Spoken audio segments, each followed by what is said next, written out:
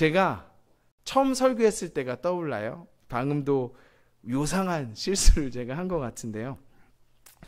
처음 제가 예배 때 설교했었던 나이가 여러분 혹시 언제인지 당연히 모르시겠죠. 25이었습니다. 상한이 나이가 24인가요? 이제 5? 예. 딱 그때 제가 예배 때 처음 설교를 했었던 기억이 있습니다.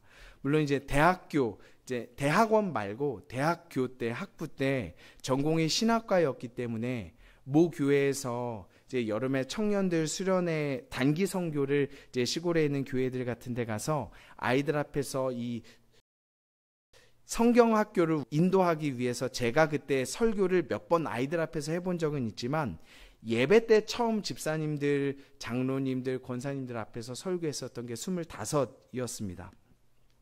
그때 처음 설교했을 때 우리 권사님들처럼 인상 좋으시고 믿음 좋으신 분들이 뒤에서 이제 앉으셔가지고 손자를 바라보는 눈을 이렇게 미소를 띄우시면서 이렇게 저를 쳐다보시며 말씀을 들으셨던 기억이 있습니다. 아직도 생생하네요. 사실 지금도 그렇습니다.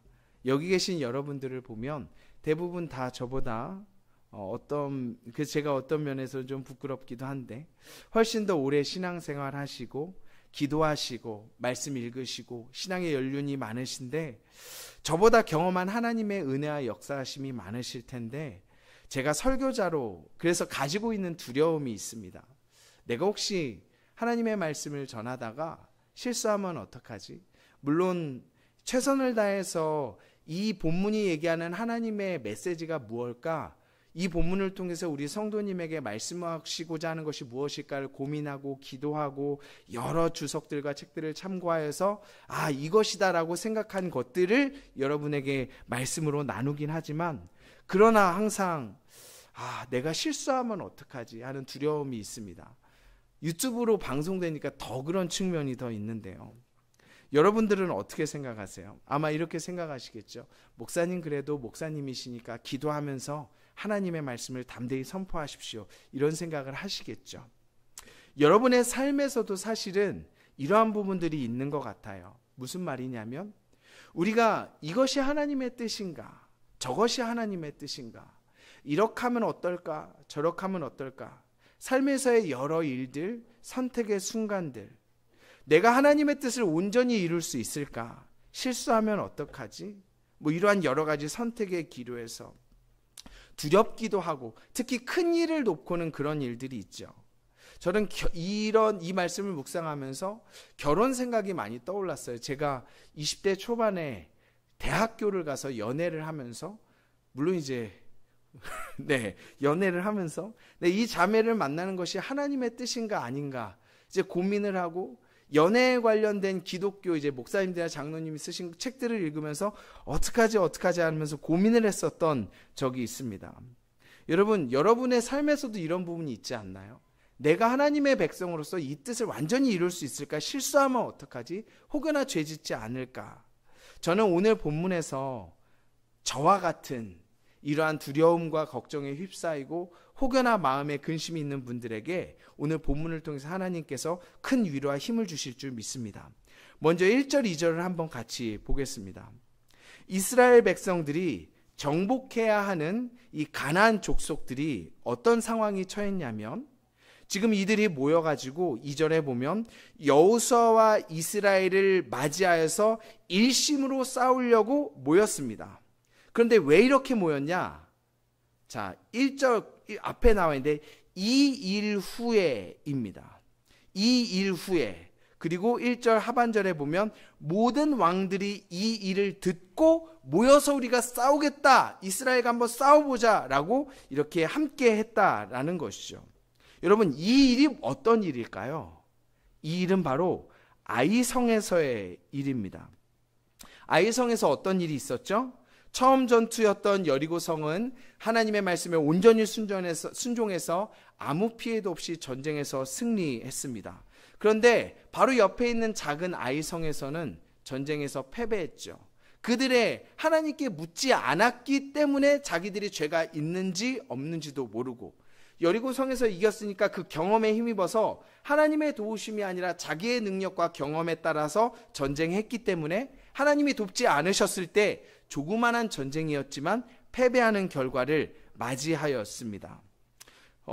그런데 하나님께서 그들에게 은혜를 주셔서 다시 이제 여호수아가 기도할 때 죄를 발견케 하시고 죄를 끊어내게 하시고 아간에게 그 죄를 벌하신 이후에 그리고 나서 승리할 방법을 하나님께서 알려주시죠. 그리고 이스라엘이 승리했습니다. 그리고 나서 이스라엘 백성들이 또 어떤 행동을 했죠? 하나님의 말씀을 붙들어야지. 그렇지, 언약이 중요하지. 그래서 저 멀리 있는 에발산과 그리심산에 올라가서 하나님께 제단을 쌓고 예배하고 말씀을 다시 한번 새겼습니다. 자, 오늘 본문에 돌아와서 이 일을 가나안 족속들과 왕들이 들었습니다. 이 일을 듣고 그들이 어떻게 했어요? 이스라엘과 싸워보려는 마음을 먹었습니다. 5장 1절에 보면요, 9장 1절과 굉장히 비슷한 맥락의 말씀이 있습니다. 5장 1절 한번 같이 보실까요? 요단 서쪽의 아모리 사람의 모든 왕들과 해변의 가나안 사람의 모든 왕들이 여호와께서 요단물을 이스라엘 자손 앞에서 말리시고 우리를 건너게 하셨음을 듣고 마음이 녹았고 이스라엘 자손들 때문에 정신을 잃었더라. 5장 1절에 보면 그들도 듣고 근데 어떻게 했어요? 마음이 녹고 정신을 잃었다라고 얘기합니다. 근데 오늘 본문에서는 듣고 그들이 이스라엘 백성과 싸우려고 모여서 전쟁할 준비를 하죠. 어떤 차이가 있습니까? 어디에서 이 결과가 나왔습니까? 무엇의 결과죠? 아이성에서의 죄, 그리고 여리고성 전투 이후에 이스라엘 백성들의 죄에 대한 결과예요. 가나안 사람들이 무엇을 들었죠? 아이성에서 이스라엘이 한 번 패했다는 소식을 들었습니다. 그 전에는 놀라운, 그러니까 이게 진짠가 가짜인가 할 정도로 요단을 가르고 이집트에 하셨던 일, 바산왕 옥과 시온과 이러한 하나님께서 하시고 이런 일들 듣고 막 두려워가지고 어떻게 하지? 하나님이 함께 하시니 이거 뭐 어떻게 방법이 없네라고 두려워하고 마음이 녹았고 정신을 잃을 정도였다고 기록합니다. 그런데 오늘 본문에서는 무엇을 들었어요? 아이성에서의 이야기를 들었습니다. 분명히 패배 얘기도 들었을 거예요. 그러니까 그들이 무슨 생각을 했죠? 우리가 한번 힘써 싸워보자 라는 생각을 하게 됩니다. 이것은 분명히 가나안의 왕들이 힘입어서 뭉쳐 싸우기 위해 일어난 것은 이스라엘의 죄에 대한 영향 때문이라고 볼 수 있습니다. 여러분, 이게 하나님이 의도하신 걸까요? 그렇지 않죠. 이스라엘이 죄 짓는 것을 하나님이 원하시지 않으셨을 거예요.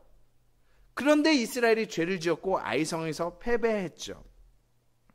하나님의 말씀에 온전히 순종했다면 패배하지 않았을 겁니다. 그러면 상황이 달라졌을지도 몰라요. 이스라엘의 잘못 때문에, 죄 때문에 일어난 일입니다. 근데 놀랍게도 어쨌든 그들을 하나님께서 회개하게 하셨고 죄를 잘라내셨죠. 그런데 그 이후로 한 번도 여호수아와 이스라엘은 전쟁에서 가나안 땅을 점령할 때 패하지 않습니다. 한 번도 패하지 않아요. 이게 하나님의 자녀가 된 특권입니다. 그러니까 이스라엘이 죄를 지었어요. 그럼 거기에 대한 대가를 치르죠. 상황이 달라졌습니다. 더 어려운 상황이 일어난 것은 분명해요. 그러나 하나님께서 그들이 죄를 회개하고 돌이키면 거기에 대한 대가도 치르고 상황도 달라졌지만 그러나 하나님의 언약을 그들에게 반드시 이루신다는 겁니다. 물론 상황이 달라졌지만요. 그래서 저는 하나님의 인도하심에 대해서 내비게이션 같다라는 표현을 제가 사용하는 겁니다. 잘못해서 틀어져